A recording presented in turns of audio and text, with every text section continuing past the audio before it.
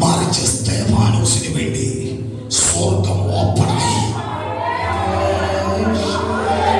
ഇതിന്റെ മർമ്മം ഇത് പറയുമ്പോൾ എനിക്ക് പൊട്ടിക്കരയണമെന്നുണ്ട്. പക്ഷേ പത്രോസിനെ വിടുവിക്കാൻ ദൂതൻ ഇറങ്ങി ചെന്നു. സ്തെഫാനോസിനെ വിടുവിക്കാൻ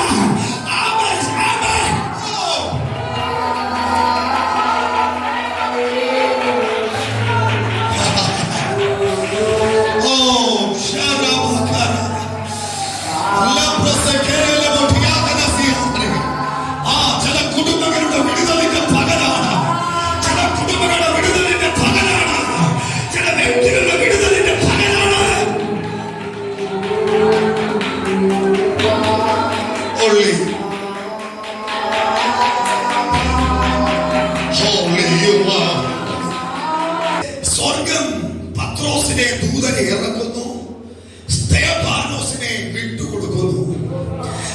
സ്തെഫാനോസ് ഇപ്പൊ ജനത്തിന്റെ മുമ്പിൽ നിൽക്കുമ്പോൾ കല്ലെറിഞ്ഞവനെ കൊല്ലാൻ ഒന്നാമത്തെ കല്ല് വീഴുമ്പോൾ നിങ്ങൾ ഒന്ന് കെട്ടണം, സ്വർഗം തുറന്നിരിക്കുന്നതും